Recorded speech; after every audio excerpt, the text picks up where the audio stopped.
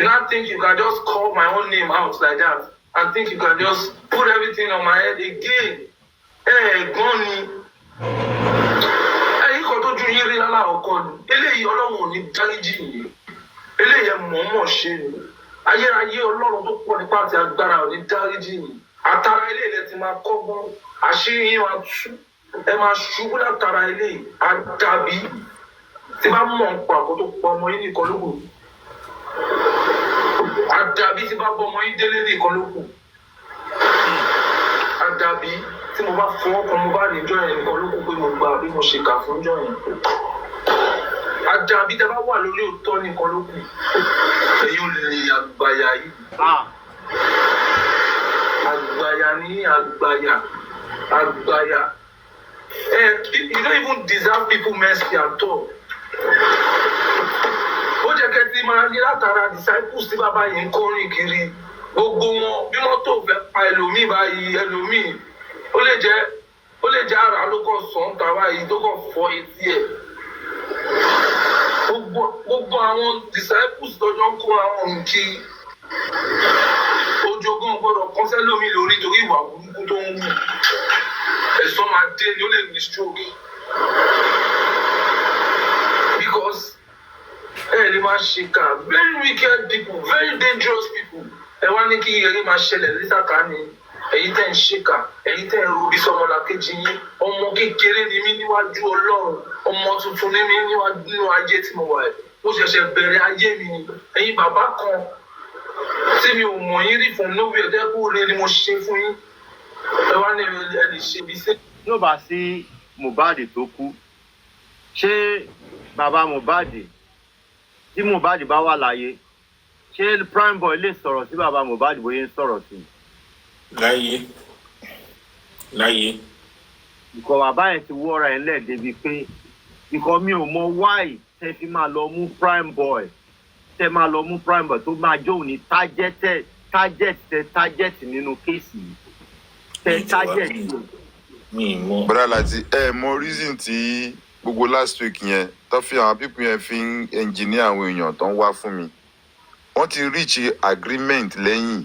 Wọ́n ti parí gbogbo ẹ̀. Mo sọ lórí platform yìí jọ yẹn lọ́ bẹ̀rẹ̀ sí ní attack mi o.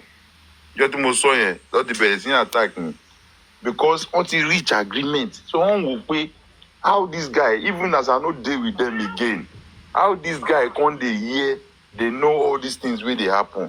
Ó fún wọn ní concern gan, but tó máa ń ṣe meeting wọn yẹn ẹnìkan máa ń jẹ́ pé làgàtà ẹjọ́ fún fọlọ́run bẹ̀yìn o ẹ máa rìkọ́dù ẹjọ́ ẹ búra fún mi ẹ jẹ́ bá ẹ promise mi mi ni mo ò ní rìkọ́dù sẹ́ mi ò dẹ̀ rìkọ́dù mo respect ẹ nìyẹn ṣùgbọ́n ẹ̀gbọ́n wọ́n ti arrange gbogbo ẹ̀ wọ́n ti plan wọ́n ti pa wọ́n ti kún ẹ má jẹ́ kó wà kó má ṣàjèjì sí wa on the 11 yìí sìn wọ́n máa tún postpone ẹ̀ lálàkọ́kọ́. 3 ọmọ àwọn arẹ́dẹ̀ àti gbé result that day it's gonna come back positive 100% ni ẹ máa fọ so gbogbo eléyìí gíní kan positive ni mo ti máa ń pàrokò yẹn pé ẹ ká protect mental health wa Mohbad nìkan ló máa jà fúnra ẹ̀ àtọlọ́run pé àsìkò mi ti tó láti fún wa justice but àwa àtàwà nù justice yìí a lot of people are with emotions àti wọnú ẹ̀ ó ti di part and parcel ayé wa so every day tá bá ṣiṣẹ́ lọ́wọ́ gan a tún máa ṣe kí ni a máa gbọ́ TikTok lẹ́gbẹ̀ẹ́ a máa ṣe gbá máa ṣàwó tá bá ń yàgbẹ́ a máa tọ́ TikTok tá bá ń dóbò a máa gbé TikTok sẹ́gbẹ̀ẹ́ kan a máa gbọ́ a máa dà lọ so ó ti wọnú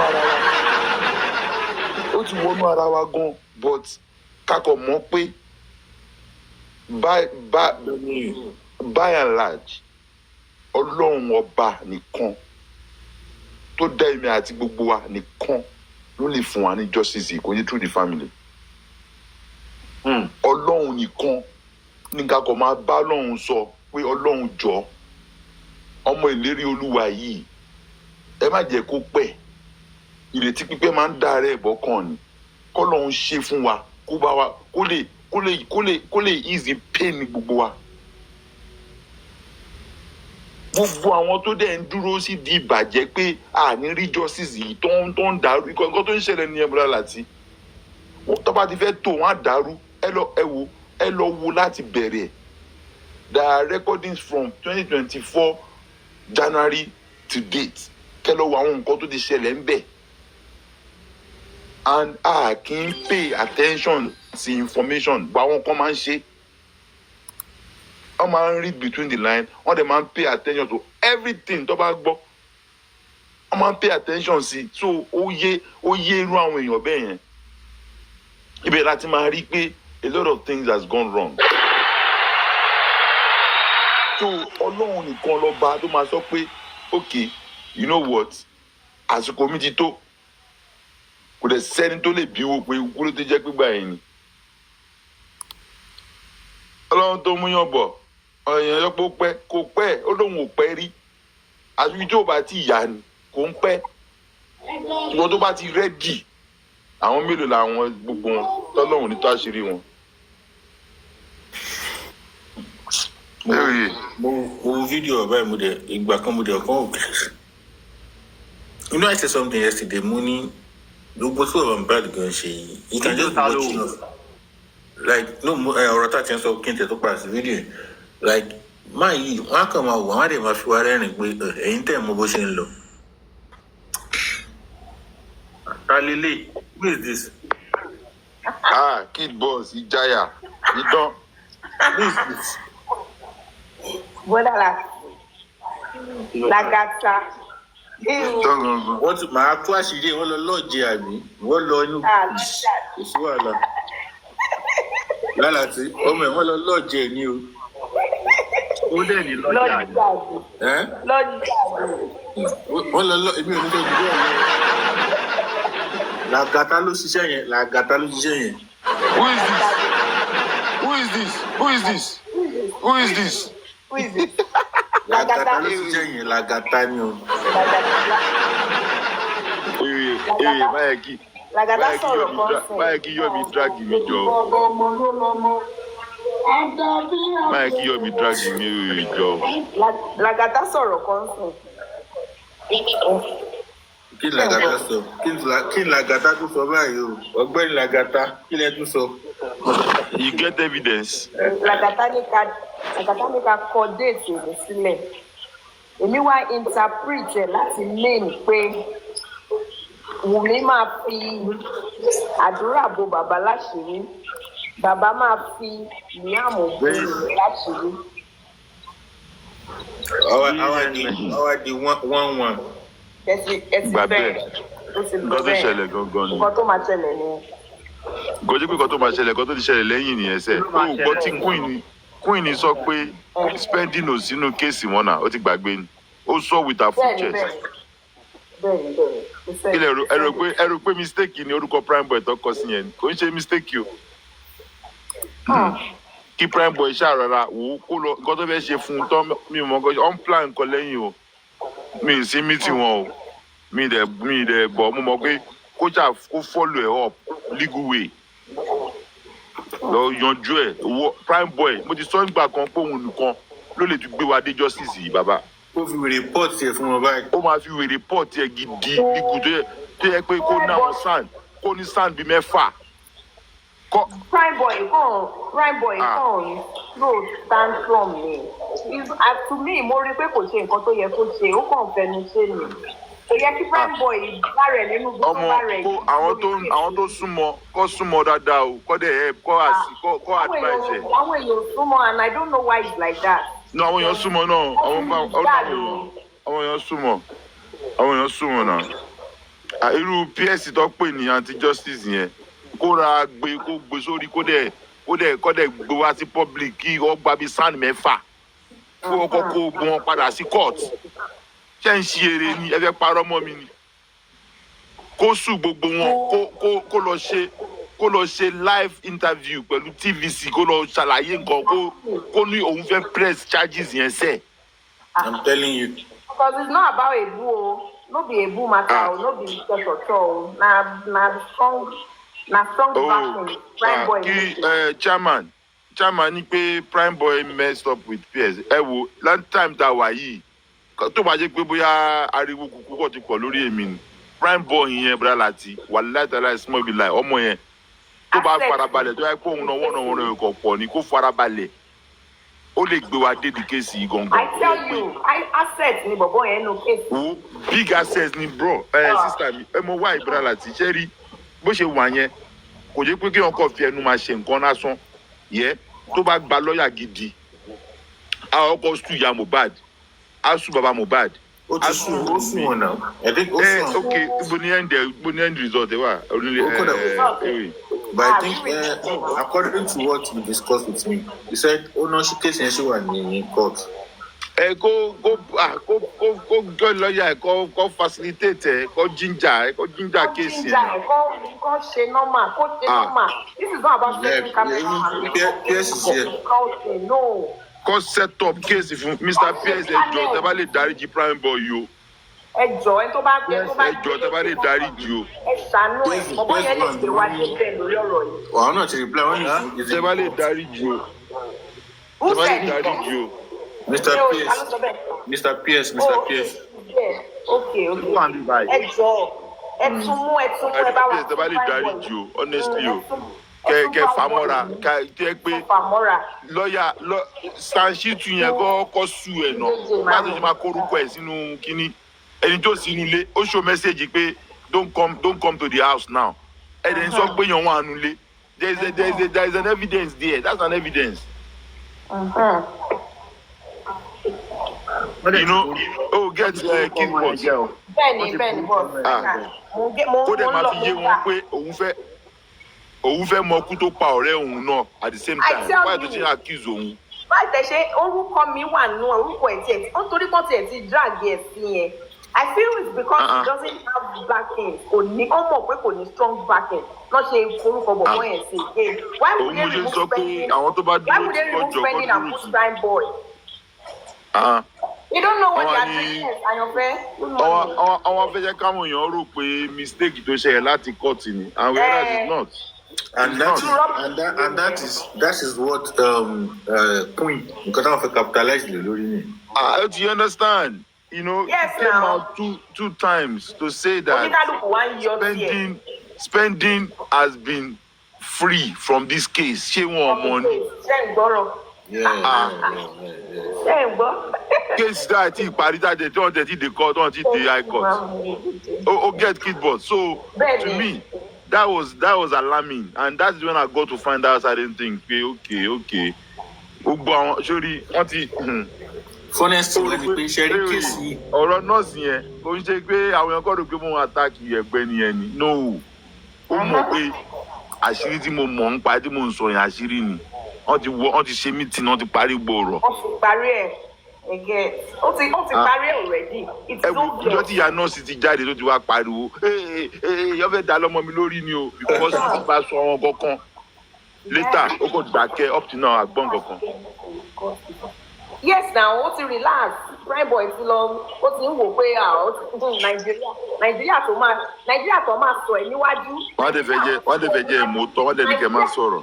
Nàìjíríà máa ṣe ìwẹ̀ látẹ̀yìn. Làgàtà Nàìjíríà máa sọ ẹ̀ níwájú wọ́n á gbẹ́rù sí ẹ só látòrí ẹ̀ wọ́n á gbé sílẹ̀ níwájú ẹ̀. Nàìjíríà wọ́n á padà lọ sí ẹ̀ wọ́n á tún wá gbé ẹrù yẹn rù ẹ̀. Àdúgbò ètò máa fàdá ní sọ́wọ́ o ìrántí ètò máa fàdá ní sọ́wọ́ náà àdúgbò yẹn náà. O máa sọ̀rọ̀ bàbá àgbàyà bàbá kìíní kan everybody is obvious even if you don't say it it's way obvious that something is not right. So you need your head, you need yourself, you need your life. Somebody ẹni tó mẹ́sẹ̀gì mi ti join in life ẹni kan mẹ́sẹ̀gì mi lánàá ó ní pé Lagata why are you doing all these things kinikan look I'm so sorry if you feel offended. I did not bring out any information until when they lied on me. And I've said any lot about the pamọ́ I will not keep quiet again because they've used this pattern for me in the past. So ẹ má bínú ẹ̀yin tó want to feel upset ẹ má bínú because kò dáre pé bóyá mo wá ṣe unprovoked, right? At least I was listening. We all can see now. You held back for months. Kid boss wọ́n o máa ń ju sọ́ọ̀bù sí mi gbà yẹn náà pé ẹ gbé gbogbo nǹkan tí wọ́n máa gbé jáde. The point mo máa ń wò pé what is wrong with this brother thing? Why is he holding on? But the reason, right? Tipati gbejade me irọ́ tó ń pa yìí máa lọ. That is the error. O ti understand, sister mi? Yes. Wọ́n sì ìgbà tí ẹ jẹ́ ká padà lọ normal page. Ẹ jẹ́ ká padà lọ normal page. Okay, sir. Káwọn èèyàn lè wọlé. All right, sir. All right. Ẹ jẹ́ ká padà lọ sí normal page kẹ́ join ẹ̀. Mo like conversation tá à ń ṣe. Ẹ lọ wọlé. Ó yá. A máa padà.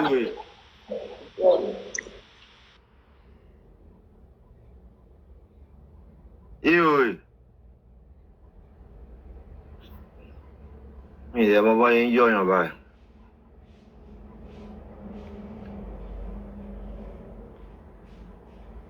Ẹ̀yin gan ti gbá lára ẹ̀yin gan.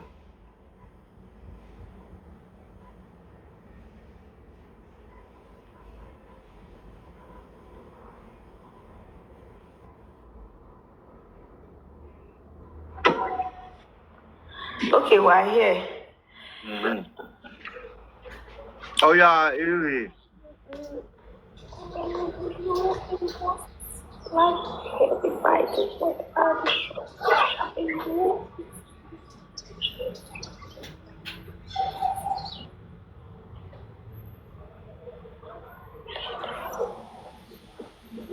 What is this? Prime Boy knows his role.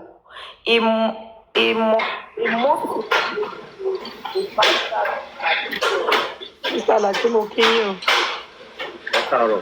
Olórí ẹbí ẹ̀rọ ṣà. Gbogbo ilé ń kọ́. Alhamdulillah lọ́nà. Ẹ ṣé ọjọ́ o. Ìtọ́ pẹ́ mọ̀. Ẹ káàsán gbogbo ilé o. Bọ́lá bí ẹ káàsán sà. Ṣé wà?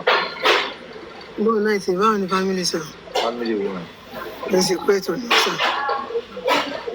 Ẹ jọ gbogbo àwọn tí fáìbọ̀ bá ṣẹ̀ kó dáríjì ọmọ yẹn o kó lè bá lè gbé wa débi tá a lọ o. Ẹ wo bí ó ṣe èmi gan tí mo jókòó níbà kí ni ó ṣẹ̀wá fún nǹkan tó ṣe wà nínú yìí. Kí ló ń pariwo báyìí? Àṣà ni.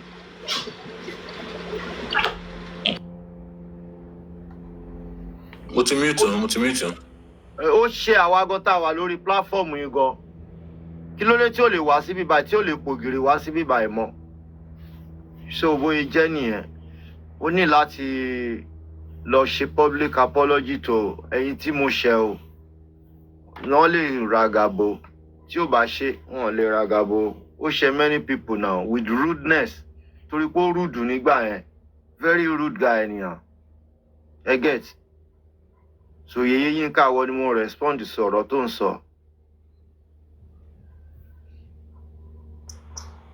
Yeah, but Lati,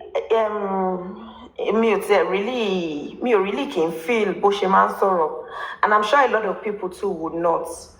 And at this point, we should know that it is not about being rude to the public, because if you are rude to the public, táwọn èèyàn wú ẹ bó ṣe ń bá àwọn èèyàn kan sọ̀rọ̀, they will believe that someday ó máa rude sáwọn náà, someday ó máa ṣe jù bẹ́ẹ̀ lọ sáwọn náà. So people want you to respect the public. They want you to show a kind of sign pé okay, ọmọlúwàbí ni ẹ́ níta. Ó lè ní gbogbo wèrè inú ilé o. Ó lè má ṣe wèrè, ó lè jẹ́ pé ọ̀gbá àbúrúkú ni o. But to an extent, ibi tó máa fi tẹ̀lẹ̀ níta ni kó fi tẹ̀lẹ̀. Má fi ibi tó yẹ kó fi má fi orí, má fi tẹ̀lẹ̀ níta. Fẹsẹ̀ rìn níta, right? So every other ọ̀gbá tó bá ní will be kept for some days, right? Now, it is not even about he can talk, he can set camera, it is about actions now. Because once he feel pé òun ti kúrò nínú ọ̀rọ̀ yẹn pé kò kàn òun mọ́, but as it is ó ṣì wà nú ẹ̀ dáadáa. So Prime Boy, you need to do the needful. People will push you to set camera.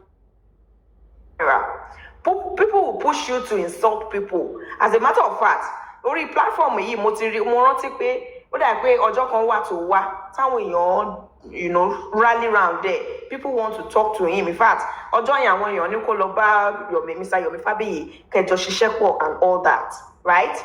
My own candid advice is for you to calm your nerve, calm your head, support yourself and surround yourself with good people, right? At this point, yeah, take legal actions. I've said it before here, and we have been saying it. You have every right. As a matter of fact, you have one-on-one right to want to know what's by your friend. Nítorí wípé you were there few hours before that thing happened, because wọ́n tún allege ní pé ó pa pé ìwọ ló fi nǹkan èèyàn kan sì consent òpònú kan sì kọ kíní yẹn ń sìn pé ó lẹ nǹkan ẹ̀ ó fi nǹkan gbà tí ò sí bẹ́ẹ̀ tí ò mọ. So, and again, because of your name, because you also have a only ọ̀nà tó jìn láti lọ, and orúkọ ẹ nìkan consent ó ti affect orúkọ family ẹ, just unborn generation wọ́n ti were affected, so nǹkan tó lọ fà ni, right? So you have every right to want to know ikú tó pa Mohbad, and with that the public lead public are follow in this case because ó ti nẹjọ́ pẹ̀lú wọn. So you should do the needful. Look at what Mr. Latisne said now. Pé ó ti ṣàwọn náà rí, ó ti ṣàwọn kankan. Anybody you feel that can help you, someone at this time, it's not about you setting camera and pushing out insults. Insults no go do am. Mo ṣe fẹ́ sọ̀rọ̀ ìyẹn sìn.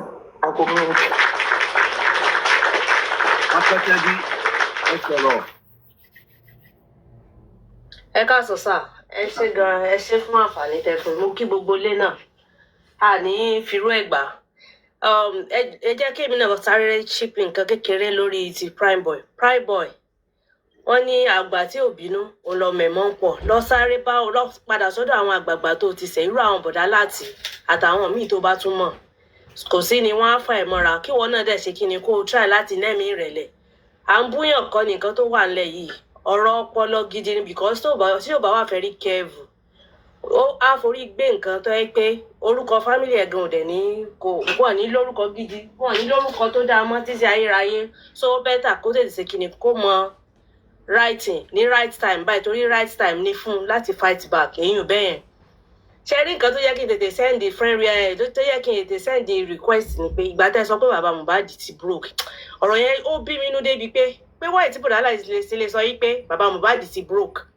Àwọn tó ń dáwó fún wọn, àwọn tó jù wọn lọ, wọ́n sì ń ṣiṣẹ́ lábúrò tó ń dáwó fún wọn. Kí ló ṣe kó padà sí di carpenter? At least wọ́n ló ti ní block industry. Tí yẹn ò bá function, mọ́tò díẹ̀ kó lọ gbé ta, because òun gangan ló yẹ kó lead àwọn tó máa kó lọ sẹ́wọ̀n. Nǹkan tí mo mean pé bàbá Mohbad broke ni pé owó tó ń lé lọ́dọ̀ àwọn critical thinker. Ó dà pé wọ́n ti àdúrà. Ọlọ́run ní jẹ́ orí gbà. Ó lè ẹni tó ti gbà. Ọlọ́run ọba o.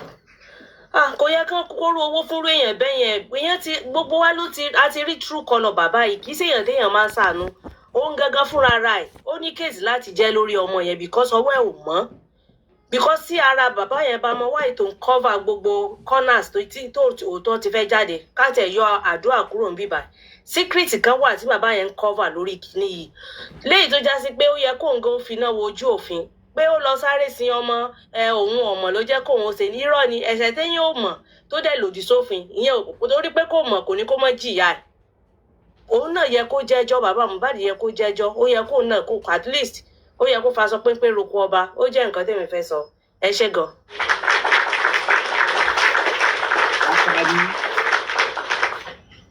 Àṣà ní àdé. Olórí ẹbí bàbá bùkátà ẹ kó ètò. Owó lẹ́sẹ̀ o. The best thing náà lẹ ti sọ yẹn kí Prime Boy jáde gbogbo wọn tó bá mọ̀ fún ti ṣẹ̀sìn kó tọrọ apology lọ́wọ́ mi ká lè gbárùkù tí ọmọ yẹn need help.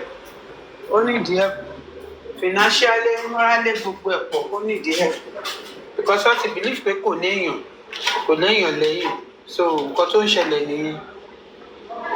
Ìdájọ́ Ọlọ́run dẹ̀ ló ṣe kókó lórí bàbá Mohbad àtàwọn family, aloba family preside. So I don't know. Ọlọ́run má jẹ́ kéèyàn ṣe léyà, má jẹ́ kéèyàn ṣe bíní. Àwọn ẹbí wọn yẹn téèyàn bá ń gbọ́ alọ́kùn tó máa sáré. Wọ́n ṣe èèyàn rárá. Prime Boy tó bá ń gbọ́ gbogbo ohun tá à ń sọ, do the needful. Lọ ṣe needful. Apologize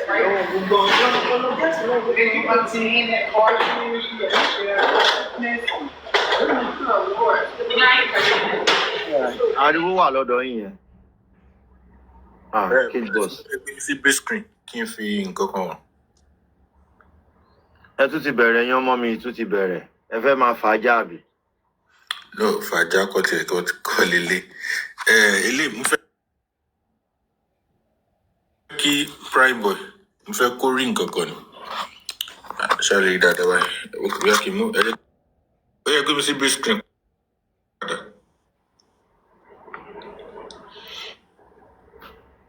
Now, simple question will be below ChatGPT.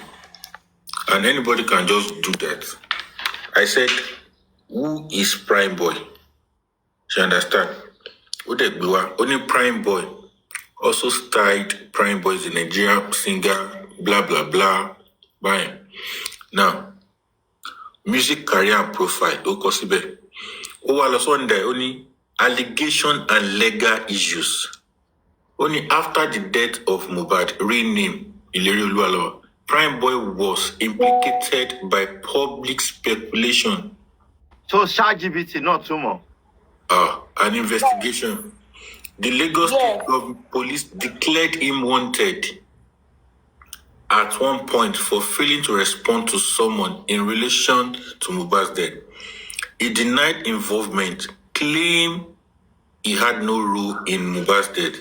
He later surrendered to the police for investigation. Now, you can move fire your gun or anything. To the pay me want to clear. Mo go further. Money, more burial, money more. Money go for me more.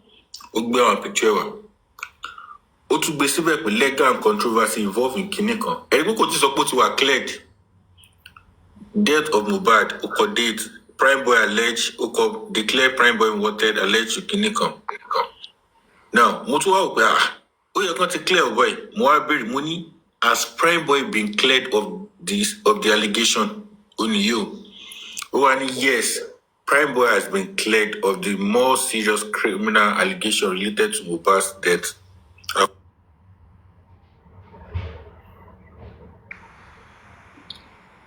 Lushele, we can't hear you again. Can you hear me now? Okay, yes. Now. More to go further. Money only what cleared me is here. In February 25th, 2025, a magistrate court in Yaba following Kinekon has ruled that Prime Boy alongside Sam Larry and Kinekon. Now, Coco of the matter to move first on the Prime Boy needs to fight this apart from also on social media. We are fight legally. Kí orúkọ ele wà cleared tó rẹ̀ pé anybody bá type orúkọ sí online ó máa gbé jáde. For example, ká ní pé Prime Boy nísìnyí ó fẹ́ apply for visa àbò fẹ́ lọ lú mi kí n wá jẹ́ bí consult tó wà ní díẹ̀ tí n bá type orúkọ ẹ̀ lásán kọ́lọ́ máa yẹ ká pàdé ẹni tí ò ní sùúrù àbí ẹni tó fẹ́ ba èèyàn jẹ́ kí nǹkan béèrè pé who is Prime Boy bó ṣe bẹ̀rẹ̀ yìí. Can we allegation and legal issue? Can report declare wanted? Shall we approve visa? Never. Do you understand what I'm saying now? Never, yeah. Which is all this, thank you, K Crown. All these stories will still be there. So and one thing about internet and Google and everything is that once you are doing something, Google unsave, on pile up. Now, what it needs to do to push all these things down, it needs to go for interviews, it needs to go for press release, it needs to go for newspaper publications. So that, now, for example, I got to type Vanguard newspaper, Petcage. Vanguard News ó gbé jáde. Now, ẹni tí ó bá ní sùúrù torí pé mo wà ní kéèsì ló jẹ́ kí èèyàn mọ̀ pé wọ́n ti clear. But ẹni tí ó bá ní sùúrù láyé Could he go further? Now, look at the steps I went before I could see maybe he has been cleared. And even ChatGPT did not come out and say, Prime Boy is shaking. However, he has been cleared. No. Okara Fumini, the real allegation and legal issues. Ode Fumini 4 points to one bed. So, Mr. Pierce, Olori Ebi, if truly we know we still want to help this guy out of this case, he needs to come out now and speak to the public so that people can know what to do. Fine. He has gone to QH Radio, but he needs to do more. QH Radio needs to help him as a radio station. He needs to go to Vanguard himself, go to Punch himself, go to Arise TV himself to do all this. If not, give me a shima and bell. Eric Gato Kosibe declared him wanted. Does he have manager? Does Prime Boy? I think you should have. I think you should have a management now. I think so. Okay, then they should try to guide him while doing the press conference and interviews and all. It needs to, only like to comport to a maximum level. A lot of people would not want to listen to him if he's arrogant. A lot of people. He just needs explanations, not threats, not being, okay, sure you get. I don't know if you get what I'm saying. Because I want to pass the message, see, one more, what they want in Drode. And those ones are not even coming out to talk. Have you heard Baba Mubad said anything? Let's join. Pim or send the letters or the story, and the story went viral. And that is the end. And he didn't say nothing. So if anybody will judge now, looking at him, they will say, sure, Rini. Definitely, but as one feel do you understand? So he should just manage himself well. Now, press conference, he just need to explain points la need. Insults, causes, you can't be talking and be insulting people and I will watch you. Or I can't be using my data to watch you when you are cursing. I know fit. It needs a PR, yes. Correct one. Honestly. Kid boss. Now, furthermore, when I say what ChatGPT of me, what cleared means, Otuani, but cleared has limitations and further development. Only Prime Boy has publicly said he was wrongfully accused and described the allegation as false and damaging to his reputation. That means he need see, Sheraton Martin load the word but for you. Shugbo. That means when you clear, clearly. Once you look but fun is not cleared totally. Other parties still faces charges. That is why only Odugbati case Tomba to finalize keep Prime Boy to live free if truly is going to be free. Correct. Finally. Now, ChatGPT now goes further. He said bottom line. Yes, in a legal sense, Prime Boy has been legally cleared of the involvement in Uba's death. The court found no sufficient evidence to charge him for that specific accusation. However, being cleared does not necessarily resolve all controversies. His reputation, public perception, and the bordered investigation are still part of the ongoing discussion. So, in the right sense, we not totally clear, but you see me with me, finally. So big bush white, cover travel out, cover share anything. These are things they will search. And conscious to kuruko fipamo. Toba ti beruko laso, o ma gbeja deni. So he needs he needs Baba help Lord one. Only the out in government. O se pe ko kan jo so TikTok. Àwọn tó wà in government tó yẹ kó wọ́n lè bá pariwo síta tí orúkọ ẹ̀ fi máa tí wanted yẹn máa lọ sísàlẹ̀ down the drain. If not ni tó bá ṣe ń type orúkọ ẹ̀ báyìí ó máa gbé jáde ni o. Ẹ jẹ́ kí mute so that other people can talk. Thank you. Okay. Abiria. Please, I'll go down now, fellow mommy. I greet everyone. Good morning, good afternoon, good evening, from anywhere you are scrolling from. You said we're keyboards and it is so great to do. But one thing I want all of us to know about what we call Prime Boy, and Prime Boy, if you are listening, you see this all allegation. Me, in my own side, I believe that there is something Mohbad want from Prime Boy. The Prime Boy will teach you. That's my own belief, and that's my own suggestion.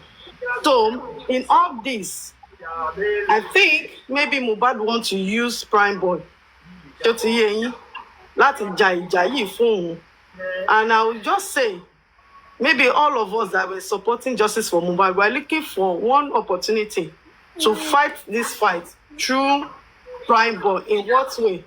Gbogbo wa àwọn ẹlòmíín wá bá ṣe fẹ́ sùn bàbá Mohbad. À sọ pé báwo la ṣe fẹ́ sùn ọ̀nà la fẹ́ gbégbà. And but this is the right time for us to support Prime Boy and keyboards. Don't forget, every one of us were different. Habits àwọn èèyàn náà yàtọ̀ nínú ayé. You have given him a good advice, but no matter how, tí nǹkan bá ti tó ti demoliki mọ́yàn lára, ó máa hard láti ṣe kíni láti gbà lára èèyàn. So ìgbà míì èèyàn máa sọ pé kíyàn má lo way yín pé bóyá bẹ́ẹ̀ nìyí ṣe rí. Èmi kàn máa lo opportunity yín pé pẹ̀lú ìwé ẹ̀, but tóun náà bá fẹ́ gbọ́ kó gbọ́ nǹkan táwọn èèyàn sọ fún, kó calm down pẹ̀lú behaviour sí pé bóyá èèyàn sọ̀rọ̀ kò ṣe ká wá sórí social media, you be shouting, ranting, doing this can bring, if somebody want to clear you of this thing. No, go legally the way people are telling you. But in what way, you cannot do it alone. Do you understand? Well, QH Radio not support my support with lawyers. Do you understand? And so many other like peers you said. And if we have a powerful people in this justice for Mohbad behind as well, please, you can contact this boy. Let's do it together. Because me, I believe Mohbad is not sleeping. Èèyàn kan náà ló máa lò kò lè bọ́lẹ̀. Ó dàbí pé tọ́lọ́run bá máa ṣe nǹkan fẹ́yàn náà kò lè bọ́lẹ̀ wá help èèyàn. He will send someone to you. Maybe Mohbad want to use Prime Boy as a friend. Ipò clear nínú kínní wọ́n dẹ̀ fẹ́ dà nǹkan lé lórí, ṣùgbọ́n wọ́n ló lè gba justice fún mi bá iṣẹ́ kínní. Àwọn nǹkan tó wà lọ́wọ́ ti ẹnu àti agbára jù sílẹ̀ kò lè jẹ́ kó lè help ẹ. So I beg of every one of us, bọ́dà láti mo mọ̀ pé má bá sọ̀rọ̀, ẹ lè tún bá sọ̀rọ̀ lẹ́yìn. If you have some other people behind as well that tó jẹ́ lawyer, tó jẹ́ pé ó ń wo láyé yìí pé òkè àwọn dẹ̀ fẹ́ wà nínú courses. It is not about one person show. Let's gather together with this boy and do whatever. Let's bẹ̀rẹ̀ láti bẹ̀rẹ̀ ká sùn ìyá Mohbad, bàbá Mohbad, gbogbo wọn competition fún wọn. Àwọn tá mọ̀ pé yes, àwọn náà gbọ́dọ̀ bọ́ta láti wá wẹ́jọ́ ìbò ká ṣe láti ọ̀dọ̀ ọmọ yìí, Prime Boy yìí. Èmi kọ́ mọ̀ pé nǹkan wà ń bẹ̀.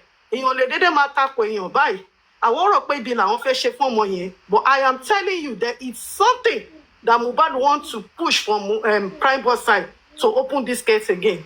I don't know why my instinct is telling me this, but to be honest, that's my own advice and submission. Thanks everyone. You are right.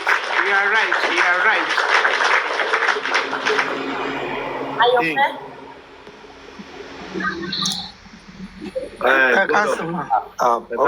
Gbọ́dọ̀ mẹ́sẹ̀ ṣé mà ẹ ṣe sà.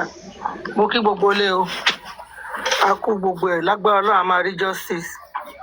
Sherry Sama, Prime Boy lèmi ní láti bá sọ̀rọ̀. Nítorí lóòótọ́ ọmọ mi lè jẹ́ pé ìwà ìpáǹle tó gbé látilẹ̀ ó máa wà nú ìwà ẹ̀ tó fi máa sọ̀rọ̀. Gbogbo èèyàn kan ló mọ̀ ọ̀rọ̀ sọ. For example, announcing tó wà on live, the way bó ṣe ń sọ̀rọ̀, tó ń sọ̀rọ̀, tó bó ṣe ń ṣe, ṣé mọ̀ pé ó ṣe tán, ó fẹ́ káwọn èèyàn wá sókè, kò sí ìkọ̀ọ̀kan náà wà kò ṣàṣà èèyàn níwọ̀n dá ló. Dẹ́ lórí platform tí mo wà yẹn, gbogbo àwọn èèyàn àwọn tó wà bẹ́ẹ̀ pátápátá náà wà bitter bó ṣe ń sọ̀rọ̀, pé ṣe ń tán máa help lélẹ́yìí, bó ṣe ń sọ̀rọ̀ tó ń rù. Ṣé rí Prime Boy? Ó ṣeéṣe kó máa gbọ́ o. Èmi ìpẹ́sàn mi ò hate ẹ, torí èmi náà bí àwọn ọmọ tèmi. Ṣùgbọ́n òótọ́ ọ̀rọ̀ ni máa sọ fún ẹ lénìí. Sórí bó ṣe ń sọ̀rọ̀ yẹn, lọ mú kúrò nínú ìwà ẹ pátápátá. Bó ṣe ń sọ̀rọ̀, tó yẹ pé mo máa sọ̀rọ̀, tó máa sọ bí ìgbà tó bá jẹ́ pé o respect èèyàn yẹn. Ẹni bá fẹ́ gba nǹkan lọ́wọ́ èèyàn, máa humble ara ẹ̀, ó máa humble gan tó máa rí ara ẹ̀ sílẹ̀. Ó lè jẹ́ ọmọ ọdún 5 lọ́lọ́run máa lò fún ẹ o. Ó dẹ̀ lè jẹ́ ìyá 60 years lọ́lọ́run máa lò fún ẹ, bàbá 60 years. Ṣùgbọ́n gbogbo àwọn tọ́lọ́run lò fún ẹ, both spiritually and financially, give them respect, honour them. The same thing Torí náà ló ṣe gẹ́gẹ́ fún mi bí ní platform rí báyìí náà. The same thing ló ṣe fún mi, rudeness yìí ló ṣe fún mi. bẹ́ẹ̀ni sà, bẹ́ẹ̀ni sà, kò mọ̀rọ̀ sọ. Èmi lánàá yẹn ó yẹ kí n gun orí platform ẹ̀ kí n bá sọ àwọn ọ̀rọ̀ yìí. Ṣùgbọ́n mi ì fẹ́ kéyìn torí ó sọ pé tó bá fẹ́ wá sókè ní ọ̀rọ̀ gidi tí bàbá máa jẹ́ ẹ bọ́ o. Lórí platform ẹ jọ̀ọ́, lórí show tó ń ṣe, it's very bad. Kọ́ bó ṣe máa ń sọ̀rọ̀, ìgbéraga ò gbéyàn débì kan o. Ìgbéraga kò gbéyàn débì kan. Ẹni bá rò pé òun ti ní gbogbo nǹkan tán, èèyàn lè jẹ́ olówó kó jẹ́ mighty billionaires kó dẹ̀ jẹ́ pé ọjọ́ kó máa nídìí help gardener ẹ̀, security ẹ̀, ẹ wo àyè tó wà sí security tàbí gardener. Ìgbà míì chef ẹ̀ kò ṣe bóyá torí pé ó ti lówó. Help can come from anybody. Rẹ́rẹ́ sílẹ̀ o. Then ìyá prime boy sọ́sọ́kòtò ẹ̀ kó le. Obìnrin ni mí, mo dẹ̀ mọ itú tèmi pa nínú ayé àwọn ọmọ tèmi. Ṣẹ́rí, wọ́n ní ọmọ tó bá dára, òun ní ti bàbá ẹ̀ o. Tó bá kù díẹ̀ káàtó, ìbàbá ẹ̀ ní etí aṣọ ìyá ẹ̀ ló máa so mọ́ kiri. Àsìkò yìí gan ló máa múra kìtì gan, tó máa ṣakitiyan lórí ọ̀rọ̀ ọmọ yẹn. Torí mi gbà wípé lọ́jọ́ tán mo gbórúkọ ẹ̀, mo sọ lórí show Adéníkẹ́ lọ́jọ́ yẹn. Mo ní mo ló dẹ̀ lè jẹ́ pé ó ní kankan tí Mohbad tó fẹ́ kọ́mọ yìí sọ jáde o. Òun ló fi dàbí ẹni pé wọ́n tún mú orúkọ ẹ̀ sí o. Ṣé pé prime boy mọ àṣírí gbogbo wọn pátápátá. So I will only advise you, come out and say what you know about that family. Then gbogbo wọn pátápátá, bóyá àsìkò yìí mo send message kan lórí show ẹ̀. Mo ní kó sue bàbá, kó sue everybody. Ṣé nǹkan tó bá sue everybody, ìyẹn gan lásán ó máa jẹ́ kárí justice. Nítorí gbogbo wọn pátápátá náà, gbogbo àwọn tó wà lẹ́yìn náà ti compromise. Okay, blessing pé bàbá ẹ̀, dáàdì mi Mohbad ti kú ẹ̀ka sára, ẹ jọ̀ọ́ kí ni ìtumọ̀ ẹ̀? Ó túmọ̀ sí pé wọ́n ti mọ nǹkan kan láti ilẹ̀ tẹ́lẹ̀. Wọ́n ti mọ nǹkan kan láti ilẹ̀. Bóyá ó ṣeéṣe kán ti mọ̀ pé ọmọ yẹn nǹkan kan ló máa gbẹ̀yìn ẹ̀. Torí tí ò bá rí tó bá yẹ pé unexpected ni, ṣe ló yẹ kí bàbá yẹn in fact kó fò sókè kó lára mọ́lẹ̀ ni. Ṣùgbọ́n ó ká sára o, ó tún gbẹ̀yìn kò lè wọlé. Bàbá yẹn gan nídìí láti petition, a nídìí láti arrest bàbá yẹn, a nídìí àti sue bàbá yẹn. Kí bàbá bọ́ta tó bá rẹ́dì tí ó sòótọ́ ó lè jẹ́ true prime boy yìí lọ́lọ́run fi máa tẹ̀ka gbogbo wọn lẹ́nu. Torí gbogbo wọn pátápátá ìkan náà gbogbo wọn o. Let this woman finish. Yes, sir. Ìkan náà gbogbo wọn o pátápátá. Wọ́n ti ṣèpàdé, wọ́n ti agree on something. Wọ́n ti conclude on what they want. But our public à ní gbà fún wọn. Bó ṣe tàdúrà, bó ṣe ṣòro, bó owó, everything. Nǹkan tó ní kálukú wa bá lágbára ká fi support ìjọ. Bó dẹ̀ gbàládùra pé lórúkọ Jésù Kristi a máa rí justice. Torí tá a bá lọ́rọ̀ ẹ̀ wá ń sìn, ta ló mẹni tán tún máa náwó gan? Torí Nàìjíríà is not a safe country, honestly. It's not safe. Lágbọ́n gbogbo àwọn jẹgúdújẹrá lọ́lọ́run dẹ̀ máa gbàṣọ lára wọn. Lọ́lọ́run máa tú àṣírí wọn. Gbogbo àwọn èèyàn bí bàbá Mohbad lọ́lọ́run máa tú àṣírí lára wọn. Àṣírí ayé wọn kanlẹ̀. So prime boy, try o. That's my little advice for you. God bless us. Hello. How are you? I just want to say something in regards to the program conversation, sir. All right. You see the thing, in my opinion, I just feel that prime boy should be the way he behaves. Yeah, it should just be tolerated by people at this point. Because you see, the thing is this: in this mobile case, we know that the law is not even working. So even we talking about, oh, let's get a lawyer for Mohbad, we have seen so much, for Prime Boy, so much corruption in surrounding this Mohbad case. The way Prime Boy is the way that works for him, to be honest. Because if Prime Boy is not the way he is, I'm sure that he would have not been rescued, would have not been able to escape whatever that was placed on him. Because you see, the government are watching him. People who intend to put all of these things on him, they are watching him. And the best way for him is to come out and cause anybody possible. The way he's doing it, that's the best. You see, spending is so timid. That's why Queen is coming out to scream and scream and scream for spending. So let's just leave Prime Boy the way Prime Boy is. This is what works for him. This is how he, but by himself too, cannot. He's already getting the message clearly that Prime Boy is not an easy bone that you can just swallow. So the way Prime Boy is, I think that's the best way for him. Let him just be doing the way he's doing. Anybody that truly believes that he's innocent and wants to help him will help him, not trying to make him to be however they want him to be. That's just my opinion, sir. Thank you. Ayofe? Yeah, all protocols duly observed. I think you know your sorrow. Moki, everyone, Bralati, Sherry, to my own. I just want to be brief. Mofewa, very brief. Nipa case, Prime Boy. Sherry, nkodo shele ni wípé Prime Boy, nature tie ni bó ṣe ń sọ̀rọ̀.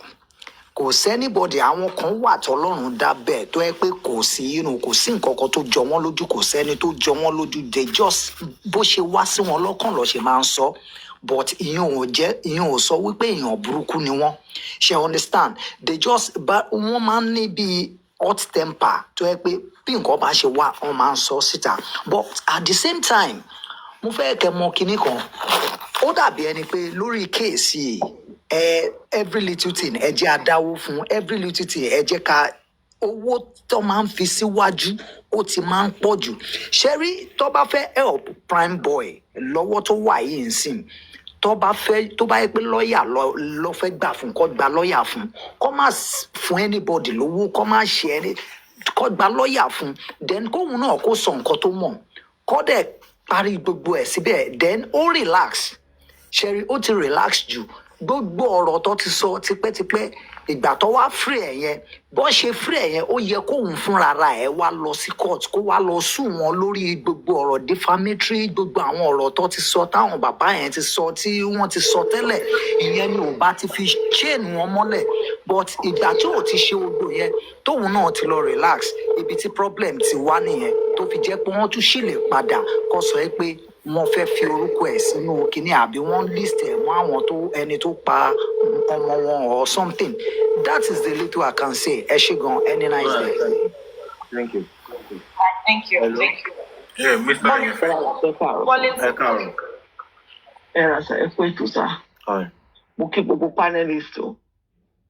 Mo join ètò láàrin mi. Ẹ bá a sọ̀rọ̀ sókè díẹ̀ ká gbọ́ yín. I don't think, by my own idea, I won't go by what the woman said, the last caller said, that big Prime Boy ṣe mọ̀wáwù, olóhùn yẹn, ipe nobody can change him. Yes, ó ṣe mọ̀wáwù nìyẹn. But ṣe rí àwọn situation kan máa ń wà téèyàn máa ń rí rẹ̀ èèyàn.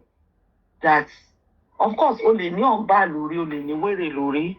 But that doesn't say you should be that doesn't mean to be arrogant. That doesn't, okay, ṣe àbàràtì ẹ wò pàtẹ́yìn tí ń fa sùúrù bọ̀ láti orí Facebook, láti orí anything. Èyí tí wọ́n fà fún yín kan ní J4M, ṣe wà arrogant sáwọn followers yín ni. No. Ṣe rude sáwọn, yes, ara lè kọ̀yàn nígbà míì, ipe ara ń kọ mí o. Around Komi, but that doesn't say, because I have watched his live several, it doesn't go down. No, guy. You want to get to find to shake in by Kiloton she by. Let on she one on by. To back calm down. tó ṣe normal bó ṣe yẹ kó ṣe. Of course, people will support it. Ẹ wọ́n bó ṣe kúrò lórí platform yìí nígbà tọ́rọ̀ yẹn kọ́kọ́ ṣẹlẹ̀ nígbà yẹn bọ́dá láti. With the little tí ní platform yìí, ẹ ṣe nǹkan fún náà. At the end of the day, ṣe bí prime boy wà lára àwọn tó bu yín. But èèyàn láti gbàgbé gbogbo yẹn because èèyàn mọ̀ pé gbogbo ìgbà yẹn gbogbo ẹ ti di woro sí woro ṣe. But let him calm down. Yes, bó ṣe mọ̀ wá wù nìyẹn, ìwà tiẹ̀ nìyẹn. Kò dé ọ̀rọ̀ tá à ń sọ yìí, kò tiẹ̀ dé rárá. He needs to humble himself. Ìyẹn ò sọ pé kó jọ́ dẹ̀ o. Ìyẹn ò ní pé kó gọ̀ o.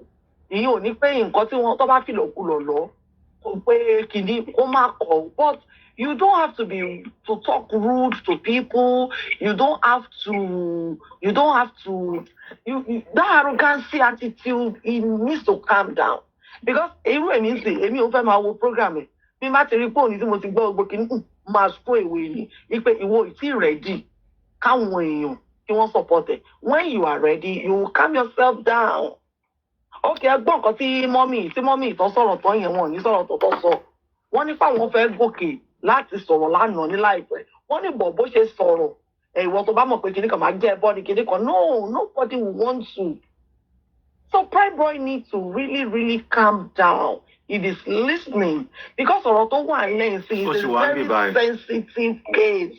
Ẹ wo nǹkan tí èèyàn tó kà bó dẹ̀ ṣe máa wà nìyẹn tí ò bá calm rẹ̀ down.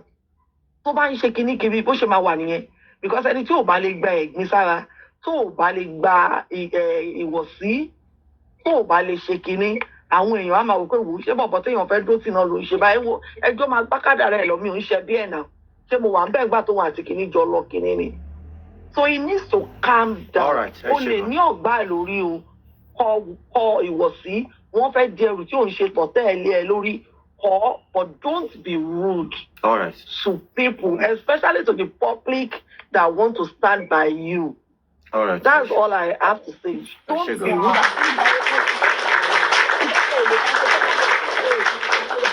Ọlọ́gbà lọ́yà fún ẹ kó sanwó kó ṣe everything fún ẹ. So calm yourself down, guy, and the Lord will scale you to all of my ẹ. Àwọn abiyamọ ayé, abiyamọ òde ọ̀run, wọ́n á yọ ẹ́ nínú eléyìí tó ò bá mọwọ́, tó ò bá lọ sí agbára lọ́wọ́ náà. Ọlá epo ẹ, ọlá iyọ̀ ẹ, ọlá wàhálà ìyá ẹ lórí Mohbad tí wọ́n ṣe fúngbà tẹ́ ẹjọ́ ń dàgbà á kó ẹ̀yọ̀ lágbára lọ́wọ́ náà. Thank you, Mama. Ẹ ṣé ma. Bọ́dà Latisne, ta lẹ fẹ́ kó sọ̀rọ̀ ọ̀sán? Kíngì ni. Kíngì máa ń pẹ́ ni mo ṣe fẹ́ kó sọ̀rọ̀ láti. Kíngì ní pẹ́ lọ́tẹ̀ yìí. Ó yẹ wá pé. Ẹ káàsán gbogbo ilé, ẹ káàsán Bọ́dà Láti, ẹ káàsán gbogbo àwọn panelists wa sọ ẹ̀. Mi ò ní pẹ́, mo máa ṣe short ni. Ṣé rí ọ̀rọ̀ prime boy ó wà straightforward. Lóòótọ́, this boy is very rude. Ọmọ líle, ọmọ alágídí, ọmọ ara wọn. Àwọn náà máa mọ̀ pé àwọn lè fún ara wọn. Ó wà ń bí báyìí náà ó ní ẹ lórí platform bí. Panelist bí. Panel. Òun náà mọ̀ pé òun gan lè fún ara ẹ̀.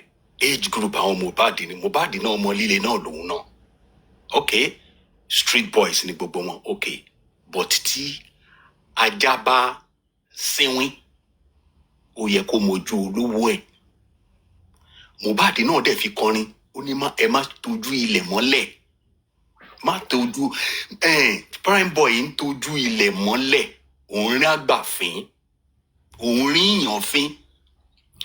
Àti ṣẹ́rí bóyá gbogbo àwọn síngà ẹni o. Àtẹni tó lówó nínú wọn. Àtẹni tí ò lówó nínú wọn. Àwọn artist wọ̀nyẹn wọ́n máa ń ṣe apá gíga bí ìmọ̀. Ṣẹ́rí 2 raised to power bóyá power 10 ní ti prime boy ọ̀rọ̀ ẹnu ẹ̀ ò dáa bóyá ibi tó dàgbà sí ni ọ̀rọ̀ ẹnu ẹ̀ ò dáa rárá. Several times mo ti fẹ́ gòkè lọ́dẹ̀ màá kàn tún já padà ní pé ìwọ bọ̀bọ̀ yìí ìwọ kẹ̀kí ló wà lẹ́nu ẹ̀ tó fẹ́ sọ. Ṣé mọ̀ àwọn tó fẹ́ support ẹ̀ gan wàá ti rí wọn fín. Platform yìí ó ti tẹjú àwọn àgbà mọ́lẹ̀. So ta ló wá fẹ́ dìde fún ẹ? Although we will support you torí n tó wà nílẹ̀ yìí is a very technical case, technical issue ni. Now Abiroya sister yẹn wọ́n ti sọ̀rọ̀ lẹ́ẹ̀kan ibẹ̀ gan lèmi máa build the point mi lé lórí torí nǹkan tó wà lọ́kàn mi gangan ni fún prime boy tẹ́lẹ̀. Ṣé rí this same prime boy ǹjẹ́ ẹ mọ issue tí ẹ mọ reason tí bàbá Mohbad tó fi include bọ̀bọ̀ yìí fún gbogbo wa tá a bá mọ̀ máa sọ fún ilé ni reason tí bàbá Mohbad fi include prime boy tó fi síbẹ̀ ni wípé Mohbad fẹ́ kó o jà fóun tí prime boy tán bá ti release prime boy tí wọ́n ti clear from all these things prime boy máa káwọ́ gbéra ó máa tẹ̀síwájú ni ẹ̀kọ̀ọ̀kan ló máa I miss my friend I miss my childhood friend ẹni tó pọ̀ rẹ́ mi gúnugún nǹkan ọdún mo ti gbọ́ prime boy máa relax but the battle ó wá fẹ́ set up láti prime boy wá màá sọ nǹkan tí prime boy nǹkan tó máa ṣe màá sọ fún ẹ o ó dẹ̀ ti wà ní ìkáwọ́ already and we are going to fight this thing together now Sherry prime boy witness a lot of things nínú mọ́tò lọ́jọ́ yẹn but kò ní lè sọ̀rọ̀ báyìí he knows a lot of things ó dẹ̀ gbọ́ a lot of things ṣùgbọ́n ọbẹ̀ kò kí mì nínú ikùn àgbà ni prime boy kò fi ṣe now bí kéèsì ṣe wá rí báyìí bàbá Mohbad gangan fúnra ara ẹ̀ spirit ẹ̀ ló wá ń ru jáde láti jẹ́ kí bàbá ẹ̀ máa mú prime boy kó mú mọ́lẹ̀ ṣe get me nísìn now wọ́n wá tún wá mú prime boy wọ́n dá padà sí orí war front pé no a ò ní lọ you need to be in the war front kì í ṣe pé wọ́n máa dá prime boy lẹ́bi ẹ̀ máa wòran o nso nǹkan tó wá máa ṣẹlẹ̀ ní ìsìn pé nǹkan tí Mohbad fẹ́ kí mú prime boy ṣe ó ní counter attack counter sue that is the option tó ní nílẹ̀ wọ́n ṣe nínú football wọ́n ṣe counter attack nínú football lọ watch football dáadáa nínú war front wọ́n ṣe counter attack nínú war front wọ́n ṣe dáadáa nínú war front nínú ogun gangan yes go and ló gbọ́ lórí ṣe research so nǹkan tí Mohbad fẹ́ kí prime boy ṣe ní ìsìn ní counter attack you attack them back counter sue them back àwa máa fà lọ you know why ibi tí àṣírí Wùmí ti máa tú nìyẹn ibi tí àṣírí àwọn tó pa Mohbad ti máa tú gangan nìyẹn ibẹ̀ náà ti máa fara wọn lẹ́sẹ̀ because most of these people wọ́n ti fọ́n káàkiri àwọn tó wà London àwọn tó sá lọ Saudi wọ́n wà bẹ́ẹ̀ àwọn tó sá lọ sí ibikíbi tó wà kọ́lé gbogbo wọn máa padà wálé ní Interpol wọ́n máa padà wá sí Nàìjíríà wọ́n á ti wá jẹ́jọ́ because nígbà tán bá ti fa gbùrù lélẹ̀ tán fa prime boy nísìnyí gbùrù prime boy òun náà máa fa igbó ibẹ̀ ni àṣírí ti máa tú jáde and he believe me nìyẹn mo fi pé Ọlọ́run fẹ́ lo prime boy ní ọ̀nà kan tàbí òmíràn ṣùgbọ́n prime boy mo wá máa bẹ̀ ọ́ ó wà lórí platform bí ìsìn ó ti lọ mo fẹ́ kí bó bá ń gbọ́ mo fẹ́ kí òun gangan wọn fúnra ara ẹ̀. You will come back. Okay, bóyá network ó ti padà wá mo fẹ́ kí prime boy kó wá relax we are together in the war front together kò sẹ́ni tó máa fi ẹ̀lẹ̀ lágbára Ọlọ́run ṣùgbọ́n má tójú ilẹ̀ mọ́lẹ̀ kó dẹ̀ túbá lọ́dọ̀ gbogbo àwọn èèyàn they are gbogbo wa here to support you to fight alongside shoulder to shoulder with you kò sẹ́nikẹ́ni tó máa yàn jẹ ṣùgbọ́n nǹkan tọ́lọ́run fẹ́ lò ẹ̀ fún nínú ogun tó wà lẹ̀ nínú wàhálà tó wà lẹ̀ ni wípé kí àṣírí oríṣiríṣi kó tú ìwọ kọ́ ló pa Mohbad láìláì ìwọ dẹ̀ kọ́ ló bá a jà ó bá a jà àwọn Wùmí tó bá a jà àwọn Wùmí tó pa àṣírí wọn máa tú gbogbo tó sọ nínú mọ́tò àṣírí yẹn wà lẹ̀ ó dẹ̀ máa tú síta lágbára Ọlọ́run torí gbogbo bẹ́ẹ̀ ṣe dé tán Million Bridge gbogbo àṣírí tó tú tó wà bẹ́ẹ̀ ó máa tú síta ibi tí a ti máa rí bẹ̀rẹ̀ síkírìtì nǹkan tó pa Mohbad nìyẹn ẹ jẹ́ kí bọ́ọ̀ yìí ó wọlé ẹ fẹ́ǹsẹ̀ síta láti wá gbé báàdì ẹ̀ ìbí ló ti wá gbé pa bàbá Mohbad ó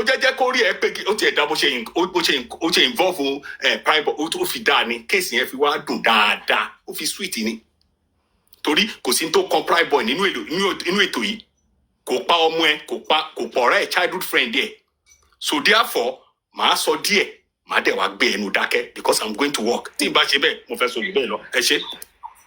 Thank you, sir. Thank you. Mommy Bollington. Sorry, sir. Good afternoon. I love you, Sister Bollington, to speak. Sister Bollington. Okay. It's very clear. Number one, for those of us that are listening and on the comment section, Prime Boy he has a case with the family already, which is them. Mohbad and the likes for defamation, blah, blah, blah. Now, Baba never came out to say Prime Boy did this before. Kosha did a lawsuit, Baba, and say, But now that Baba has now said stuff like that, I believe and I know that Prime Boy will take the necessary steps. So I just want to clear that so that we need to go. No, he has done that. Once he went court gun, court straight because he gave them the ultimatum of was it 48 days or thereabout, 4 days, coffee share, publication and everything, and one share. So if I want to see court, so I think from there, Prime Boy will have stuff to say himself. Prime Boy network, okay, that on Jabole. So, Sister Bolinton, please continue. Thank you.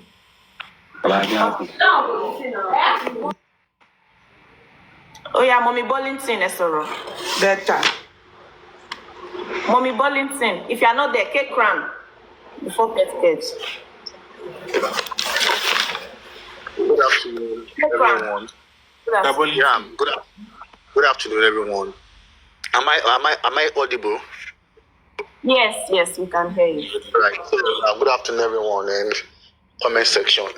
My submission is going to be very short, and I just want to say certain things, maybe from my own personal experience, with Prime Boy, and it's going to be very different from what everybody have said.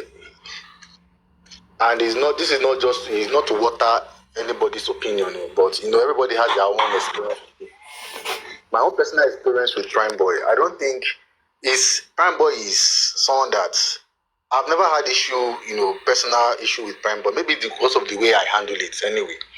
You understand? And whenever I talk to Prime Boy, he responds very well to me. He responds very well. And if I ask him questions or anything, he answers me very well.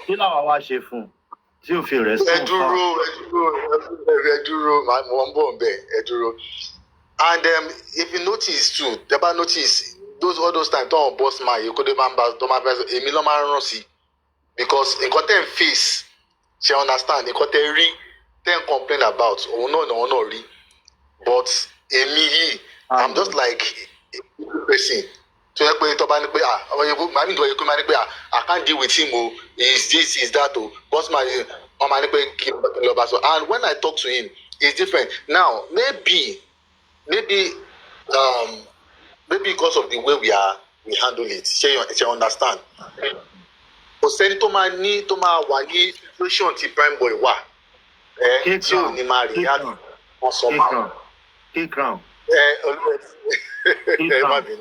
Sherry, Bashe handle no la handle many cases. Kò lè jẹ́ Prime Boy ló máa wà difficult fún wa. Thank God, ẹ máa gbọ́ òun, ẹ má defend díẹ̀. Òun náà wà níbí bá ẹ jẹ́ kó sọ̀rọ̀. Prime Boy ń ṣọmọ kékeré. Ẹ̀yin náà ẹ jẹ́ kó sọ̀rọ̀ fúnra rẹ̀. Ẹ má sọ̀rọ̀ fún. Ẹ kàn sọ opinion ti tọ̀dọ̀ ti yín. Because so as opinion team, you mentioned PR team. That is what I expect you to talk about now. How we can manage you, how you can manage. No, don't say this. You will talk. Sure you get. I think they keep pet cage, you can't sorrow. Pet cage, you see sorrow. We talk. You don't worry, we talk. Pet cage now, our guy go talk. Oh yeah, cake crown. Are you doing? Okay, all right. So for the PR stuff and how he can clear his image and all of those things, it's something that maybe if you can remember, I've spoken with him too. I've just given an hint, on what he could do, as at that time. There was a time said that his Facebook account was hacked. I had to even call his attention to it. That your account has been hacked, this, that, like that. I think one of the things that we need to get clear is that when somebody that is in limelight, when Toba need kind of all this complicated cases like this, the story will always be there. That is it, because he's a public figure. He's being known right now. The case is the story will always be there. But what he can only do to clear those things. When they say clear, it doesn't mean that the story will not still be there. But his image, people will just see him as a different person entirely, and it will take time, for that notion, because it will be, go away. It will just take time. It can even take 5-10 years, because in the heart of some people, he's still guilty in that. Even if the police clear him, they say they've cleared him and all of those things. In the hearts of some people, he's still like that. So what I suggest, is same thing that what AOA has said. Let him put up a very strong, press conference, and let him have a strong PR person that can coach him and can also listen to, because some of these things can be very, very, very difficult and very, very taxing. Once you don't have a good PR that can shape your image well, you need to get some if it is court affidavits and police, whatever thing you can pay for to get it so that they can declare you officially that, okay, he's no longer wanted, he's this and that. You can just make all those things available online as well, so that wherever you go and anybody wants to say anything to you, you understand, you can always refer them. And whatever blog, newspaper that carry that put on their blog or whatever, it will always they will always make references to all of those things as well. So just try as much as possible to look for maybe and do a public, maybe 5 newspapers, 5 top Nigerian newspapers and 5 top blogs. Obviously it will cost you money, but people are ready to support you, and write to them, write a publication, a press release, conduct a strong press conference, and put it out there. And what you should put out there is not the story of what happened.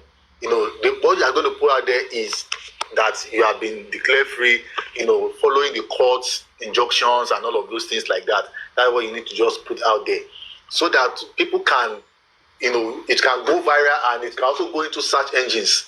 So by the time they go into search engines and when they click, Prime Boy and all of those things, it will definitely, pop up. But mind you, those stories will still be there because it is online, it is record. You understand? Right. Even you yourself, if you are talking about your story, you will still talk about how you have been implicated and how you have become free. So it's a record. So, but it's just so sad that it is like that. So just try as much as possible to, grant, when you want to grant, and when you want to grant interviews, go to seek indulgence of strong TV stations. You understand? Strong TV stations. There was a time I helped him to secure an interview with Tuesday, but he didn't turn up based on the 1 or 2. They gave him the appointment that he can come. Maybe he's not aware, or maybe he's aware, but I did that through Mr. Pierce and all of stuff like that. So you can go to strong people like that. That once they put it, your interviews or your whatever thing out there, it speaks and it is strong. It holds your image. It builds your image, very well. And you can also improve in your attitude to that. People have been complaining because it's part of your image as well.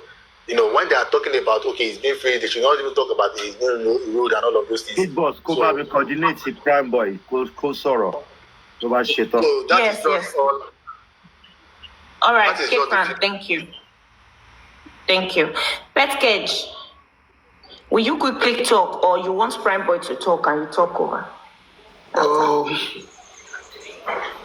Okay, maybe what I will say is going to help Prime Boy in his response to what people have said. First, let me greet everyone. Olorebi, I greet you, sir. My brother AOA, I appreciate your effort. And all the mummies in the house, I greet you all. Some people have spoken well, but me, even in that they are well, they've spoken, I still have issue. And I will just state my own view. Baba Mohbad, wasn't Baba Mohbad arrogant also? He was arrogant when he started seeing money. Is Mama Mohbad not arrogant? She was. Is Adura not arrogant? They all are arrogant.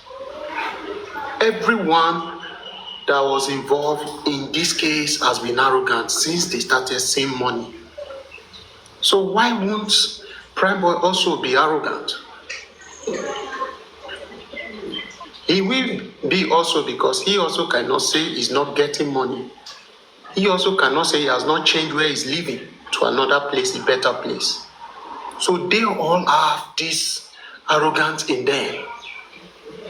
So to me, I don't think there is any need advising or talking to him to humble himself. But I always believe there's something that will always humble people.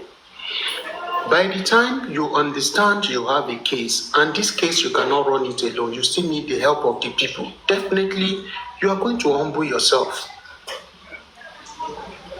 That is me, and this is just the fact. We cannot say maybe, and anybody who is hoping that a prime boy is going to change the game of this justice is just deceiving him or herself. Prime boy has nothing, no help, because if he wants to help, he would have helped right from day one. So if he has stated what he knows, and what he knows has not changed the case, so what else do you think he can do? So to me, there's no point over flogging him, but it's always good to tell him the truth, which I've done. So that is that about it. And you see, these are part of what they are saying. You calm down, let me finish speaking, then you will speak. Let him finish, please. Prime boy, mute. Let him Okay, I finish. mute for him. Let him speak. I mute for him. Let him speak since he don't want me to speak. No. Petcage, finish, please. Petcage, finish, Joe. Bóyá kò sí níbí tẹ́lẹ̀ ni. You know, it's the people that will help you. It's the truth. We all have been shouting, no, prime boy must not do, no, everybody is shouting. So there is every need for you to humble yourself at this point, because this case is still not off your neck. That is sure. And you need the people. It's still the people's shout that will help you and their contribution that will help you. So there's no point when you are on live, people that have been one way or the other donating to you that you don't even know. You don't need to start throwing shit at them.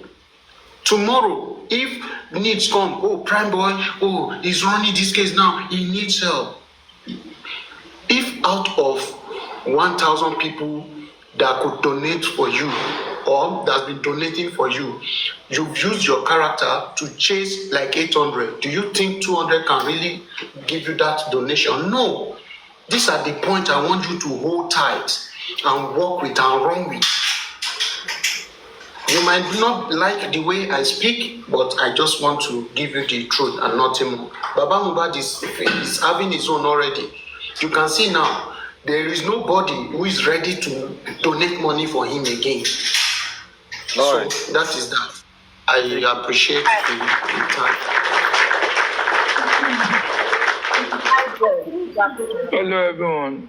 Yes. Good afternoon. Sure. Good afternoon, ma. Good afternoon, sir. Good afternoon, Oh. Akọjọ́ mẹ́ta, sir. Sure.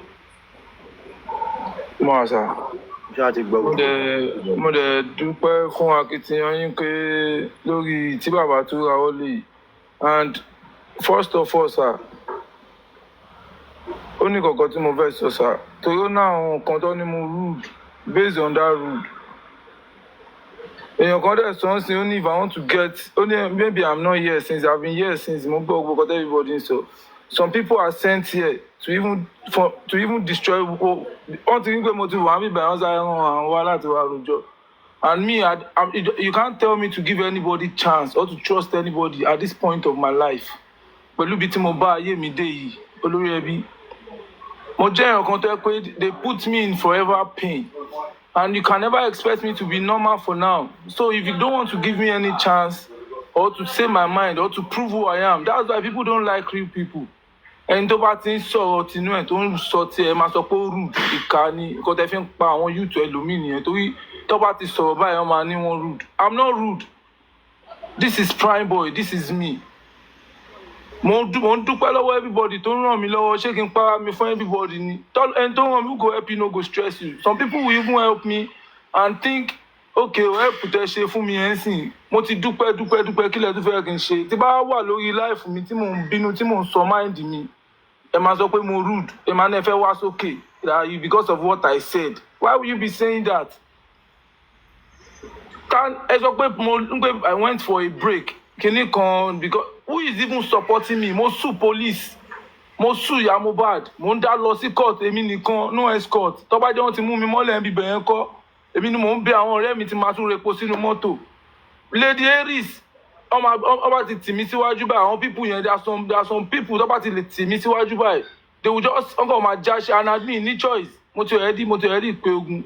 But focus lórí bàbá yẹn, dáwó fóun, and people bá tún pé even that means only Mr. Pierce. This is the reason why sometimes you think me and that man is fighting. Because tó bá wọn anybody ló lè sọ. And I know that me and that man, nothing happened between us. We've worked things out. He has been the first man with me since justice. Everything don't ṣẹlẹ̀ that Mr. Pierce tó ti sọ fún mi. So this is not a game. Tell anybody.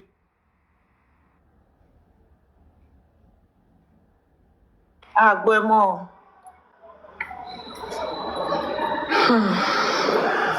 Are you there, Prime Boy? Hello. Hello, ṣé ń gbọ́ mi mà? Okay. Mo ní mi lè máa go through kan báyẹn kẹ́ máa sọ fún mi pé okay pé kí n tún mo máa dá lọ sí court èmi nìkan. Lọ́yà mi ń gbà mí gan-an mi tún ní ìfojú rí lọ́yà mi ó lè jẹ́ lómi ló máa dúró fún mi tó lọ́yà máa sọ pé òun sáré lọ ṣe ẹ̀rù gan máa bà mí. Uber ni máa gbé lọ, Uber ni máa gbé bọ̀, èmi nìkan ní Uber. Any of my friends tí bá bẹ̀rẹ̀ pé kó tẹ̀lé mi lọ kò ní lè tẹ̀lé mi lọ. Owó mi ni máa ná, mo níyàwó mo lọ́mọ, ẹ̀dẹ̀ expect pé kí n máa sacrifice gbogbo ládùúgbò kan tó fojú mi rí. Through what I went through, my mom's business went down, my pop's business went down, my career, everything, ọpẹ́lọpẹ́ Ọlọ́run. Ẹ̀dẹ̀ tí wọ́n expect pé àwọn kan tí wọ́n ti rí bànújẹ́ rí láyé wọn, ẹ wá ń sọ̀rọ̀ lórí pé nǹkan tẹ́yàn kan go through.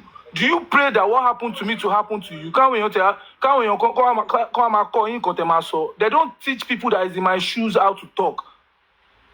You can only direct me. Èmi nìkan náà ni mò ń dá gbé ni mò ń dá fà. Èmi nìkan mò ń dá face nǹkan mi with the only little help. Tẹ́pẹ́ àwọn ọ̀pọ̀lọpọ̀ àwọn ọmọ mi jókè mà àwọn ọ̀dà abiyamọ.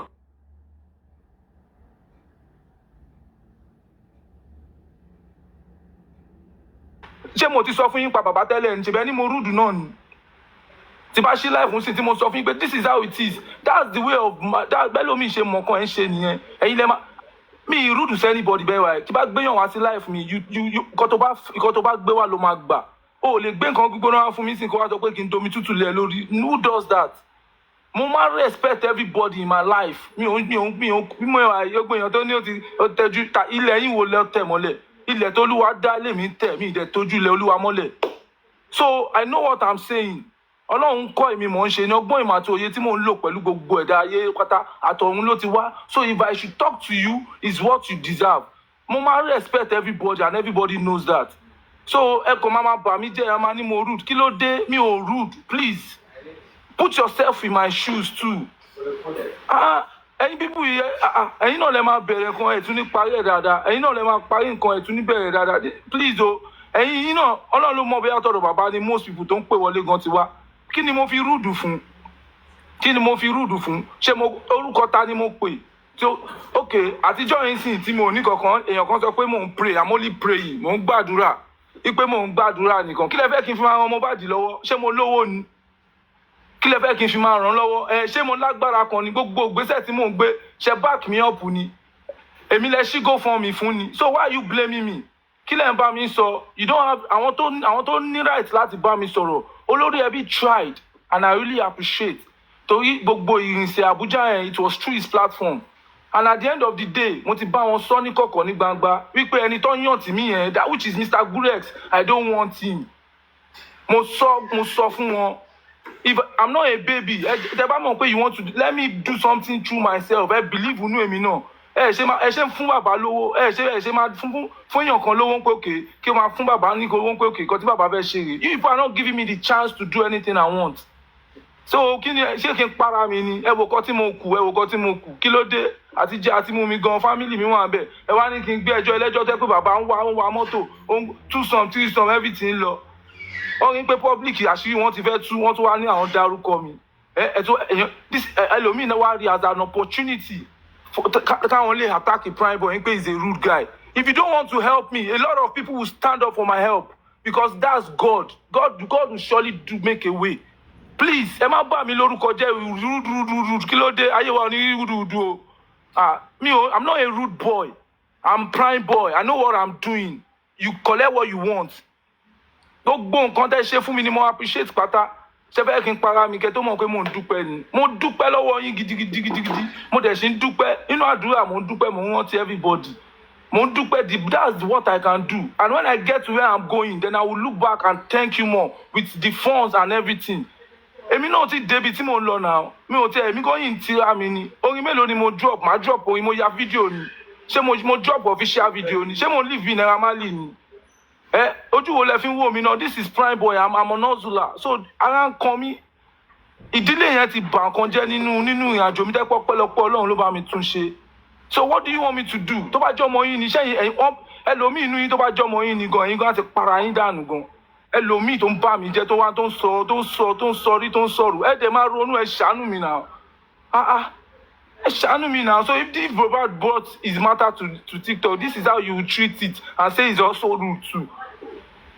Àtẹ̀máa kọ́ lákàtà lọ́nà a máa ṣe wá fàbọ̀ fẹ́ dìyẹ ẹ dẹ̀ bẹ̀rẹ̀ sí ní ẹ̀kọ́ ń fàbọ̀ fẹ́ dìyẹ ẹ fàkàtà lẹ̀ kí ló dé àmúrúdù báwo kí ni mo ṣe fún yín. Please let me just pause for now. Man tó sọ ọ̀gbẹ̀yìn yẹn ló hurt me because wọ́n sọ pé the prime boy has nothing to do for justice because if prime boy has anything to do for justice a ti ṣe láti bẹ̀rẹ̀ kí ni àti bẹ̀rẹ̀ ni mo ti ń pariwo ni mo ti ń try best mi lọ́wọ́ attack mi. I have videos of attacking. Ṣé nítorí ọpẹ́lọpẹ́ Ọlọ́run ṣe fẹ́ pa mí ni? Ọmọ. All right. Thank you. Calm down. Sorry, please let me quickly tell him this. Okay. When I said Prime Boy has nothing to offer, I did not say maybe you did not do anything. Hold on now. What have you offered? Hold on. Prime boy, please hold on. I said all you have maybe you did not understand my word. All you have said or render is not it did not change the game. So it shows that you don't have anything that can change the game. Sorry, sir. You said what I've rendered and said did not change the game. Because people did not believe in anything I've been saying and I've been working for. Prime boy, calm down. I listen to you. Kid boss, and finally I will pause. I will mute. Finally I will mute. Calm down. Also know this, that they said no. Sorry, let me say. Hello, sir. Hello. Okay. Ṣé gbogbo lè ń gbọ́ mi, sir? One go a quick one. Okay, má bínú quick one because èmi náà driving ni. Okay, fine. You see, ìgbà tá a bẹ̀rẹ̀ ọ̀rọ̀ yìí, mo sọ nínú ọ̀rọ̀ mi tẹ́ bá gbọ́. Mo ní ẹ má jẹ́ kí a sọ̀rọ̀ nípa habit èèyàn because in this situation, kí ní prime boy tó dé àbí kó tó di èyí. Gbogbo wa sọ wípé òkè o lẹ́yìn tí prime boy bá lè sùn bàbá Mohbad, that would be the best thing. We need to support. Now, the boy is here again. Instead of us to talk about way forward, we will always go back. Why all this? Ẹlòmíì bá sọ̀rọ̀, ó máa trigger ọmọ yẹn. Èmi ò sọ pé kẹ́ máa sọ kind of thing advice. But ìwà gbogbo wa yàtọ̀, ó jẹ́ ká mọ̀ bẹ́ẹ̀. Everybody's behaviour is different. Ẹ̀ẹ́dẹ̀ sọ pé kó tó ti mọ́ mi lára for 20 years, ẹ fẹ́ gbà lọ́wọ́ mi nísìn. No, you said it right. You said that ẹlòmíì tó bá débi kan tó lọ ń gbé fún ara ẹ máa balẹ̀. You understand? And then I'm a way of life. So ó kù sọ́wọ́ Ọlọ́run àti fine boy tó bá òun pé láti sọ pé òkè ò bóyá way of life wípé bí agbóhùn ṣe ń pariwo everything òun òun máa ṣe fine ó ti sọ nísìnyí ẹ kò sẹ́ni tí nǹkan bàbà tí ò ní fi ìkanra sí tó bá láwọn èèyàn lẹ́gbẹ̀ẹ́ ló lè máa kọ́ṣọ́ pé private àmọ́ kó dùn ẹ̀gbọ́n díẹ̀díẹ̀ ìfẹ́ nìyẹn dẹ̀ máa fi ń gba nǹkan lọ́wọ́ èèyàn náà tí ó bá fẹ́ sọ pé èmi believe pé gbogbo nǹkan tá à ń sọ yìí we don't need it we just need way forward prime boy okay báwo la ṣe máa ṣe o need a lot of lawyer let's support you let's do this can you do this you know I don't understand. Don't let us go back, please. Prime boy, I beg you. Ẹ jẹ́ ká fi gbogbo ọ̀rọ̀ ìjà bí kinní sílẹ̀ àti kẹ̀gà tẹlómi tó bá fẹ́ wá síwájú tẹ́ bá lè sọ solution. Tẹ́lifà máa go back rude. Ẹ fi ọ̀rọ̀ rudeness sílẹ̀ ní ìta bábọ̀ yìí. Everybody has his own habit and attitude. Please, ẹ jọ̀ọ́ nǹkan tí mo fẹ́ sọ nìyẹn. Ẹbí náà tún máa padà sẹ́yìn ẹ̀ máa fà ẹ̀ tún jẹ́ kí ẹ̀ máa fà. Ẹ ṣé sà. Okay. Ẹ ṣé. Petcage, please round up. So that Moremi can talk. Okay. What I just was telling him, maybe he did not understand, but fine. Let's let it lie. But also know that one key point I want you to hold tight because you run your life, okay? Know what the word you use because in Nigeria now, the big men can always use social media to fight you, but the poor man does not have the power of social media. How do I mean? Most people, hold on now. Most people. Why is it difficult for you to listen to people now? Listen now. But learn how to listen to people. Listen. Most people that were arrested, they said they saw video. They said this, they said that. They arrested them. Is that not? But most of the things we have been trying to tender, they will tell you that is not admissible. So I want you to also be careful on what you say out when you are on your own life. That will also help you. I'm not against you. Don't see me as one who is against you. But I'm only telling you that be careful. And since people have been talking about respect, you did not disrespect me. You have not had one, or it's just now that me and you are having one-on-one discussion. Have I had one-on-one discussion with you or no? I'm only telling you for people to be saying this, learn how. Don't also be like Baba Mohbad. Simple. Thank you. Thank you, Prescott. Moremi. I don't know, Kenny Prime Boy. Prime Boy, what do you need? Kilo Feshe, what's next? Hello, sir. Good afternoon, sir. Yeah.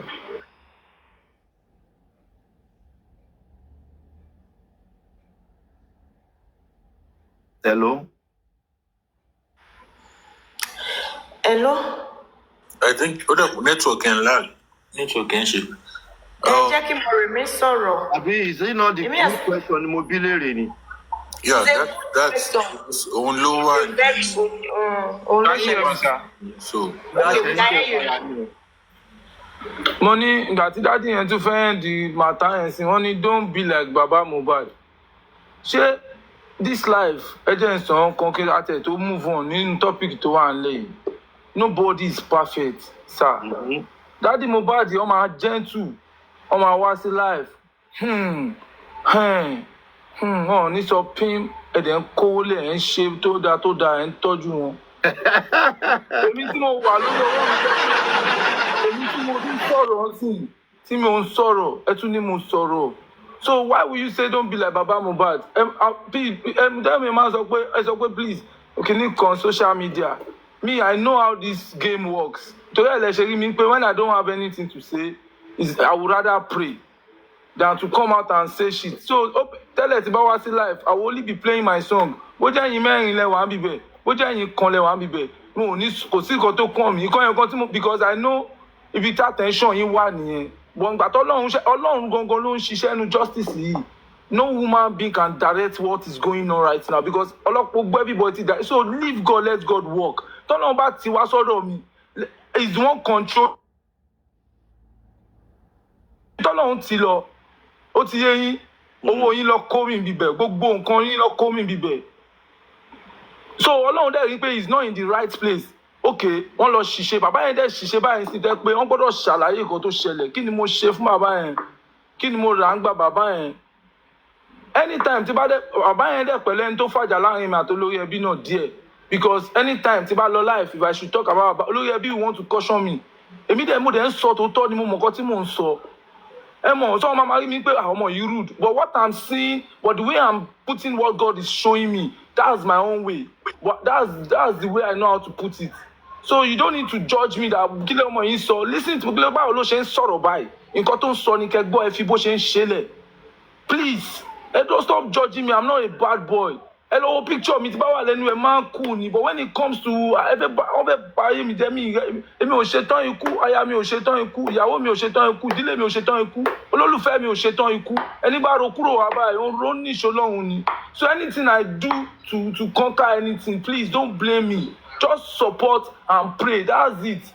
Ẹ jọ̀ọ́, bẹ́ẹ̀ blame mi gan jẹ́ kí n máa wà traumatized sí pé kí ló tún ṣẹlẹ̀ báyìí. Kò sí béèyàn ṣe kí n tún gentle gan àwọn kan á tún take me for granted. I've tried all ways to do things in life. Ó ti tó. It's okay. So now what next? Kí ni next? Kí ló fẹ́ ṣe? Kí ni plan ẹ? Ó ti yẹ. Olórí ẹbí wọ́n sọ pé mo ṣe. Don't let him say his plan on air. Don't let him say his plan on air. No, please, sir. Please, me, I know what I'm doing, sir. Let me talk to Olórí ẹbí there because it's been a while and I miss this family as well. Olórí ẹbí dàbí bàbá fún mi ni. Mo mọ ipa bọ̀ èèyàn náà ló máa ń ba èèyàn jẹ́ lọ́dọ̀ èèyàn.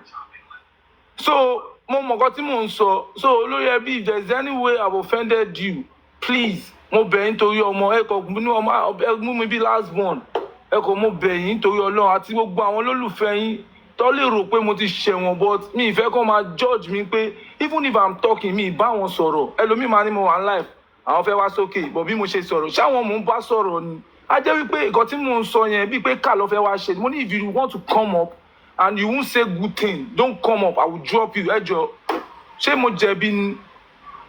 So anything I'm saying, don't judge me. So far you have good mind with me. Mo bẹ̀ yín olórí ẹbí, mo bẹ̀ yín tọkàntọkàn, mo bẹ̀ yín gẹ́gẹ́ bí bàbá ni, ẹ má bínú sí mi. And mo really appreciate everything. Ẹ má yẹ káwọn èèyàn máa wò pé bọ̀bọ́ yóò mọ̀re, bọ̀bọ́ yìí gọ̀, bọ̀bọ́ yìí ṣe kinní kan. I'm a fool náà. Okay, báwo ni màá ṣe gbọ́n bí tẹ́yìn wà? Anything tí bá ń wù ẹ ṣe máa ní ọmọdé ni. Kẹ́ẹ̀dẹ̀ máa fọwọ́ tún bá mi, kẹ́ máa fò sí fapá. Gbogbo ẹ̀ kí ni mo tó bá tó táìmù kan fúnra mi, ọmọ ọdún mélòó ni mí? So that's the way I know how to handle my own situation because nobody is there for me to do it. Only me and God. Tọ́lọ́run bá dẹ̀ ṣe darí mi kí n conquer, kí n ṣe everything, kí n smile, kí n lejú. Bó mo yẹn ń ṣe nìyẹn. Ẹ jọ̀ọ́, mo bẹ̀ yín ni all the family of justice for Mohbad. Ẹ̀yin lẹ lọ choose the wrong path. Èmi kọ́ ni mo ti ń lọ sọ́dọ̀ bàbá. But Ọlọ́run ló la ojú everybody. We need to just work hand in hand now. Bàbá yẹn láti lọ sí station lọ sọ ìdí, lọ sí kóòtù ńláńlá lọ sọ ìdí tó fi fẹ́ parọ́ mọ́ mi. So wọ́n ti fẹ́ change the plan nìyẹn nǹkan tèmi rí nìyẹn. So bàbá yẹn dẹ̀ lọ fi ń lead gbogbo plan yẹn tó wọ́n rí pé òun ló gé ní heart àwọn most kẹ̀dẹ̀rín sìn wọ́n ti gbọ́n ẹlòmíì gan sìn gan tó support ibi tẹ́lẹ̀ ó mọ̀ pé òun lọ́mọ ó ti padà sọ́dọ̀ rí but ibi tó máa lọ ọ̀dọ̀ bàbá yẹn ló máa lọ. Because ẹ mọ understand so one thing I want you to do and people is àwọn èèyàn ti gbọ́n sìn àárọ̀ yìí sìn èèyàn kan pè mí.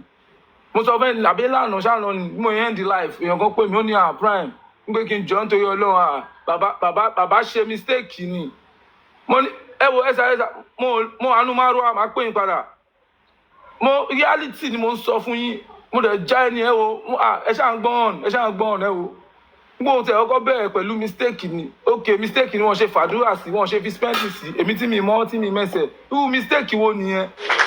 So mo bẹ̀ gbogbo ẹ̀yin abiyamọ mo bẹ̀ yín torí Ọlọ́run mo fẹ́ kẹ́ dìde ìgbèjà kẹ́ dìde ìrànlọ́wọ́ torí pé èèyàn náà lọ́lọ́run máa lò mi ní ẹ ṣáà rí tó bá jẹ́ tó ń jẹ ni bí mo ṣe rí tẹ́lẹ̀ mo mọ bí láìfù mi ṣe rí mo wà òkè mo mọ iye tí mo ti ná lórí ìrìn lórí àdúrà lórí gbogbo nìkan tó bá ń ṣe Ọlọ́run ni mi ṣe mo mọ̀ pé ogun kan bọ̀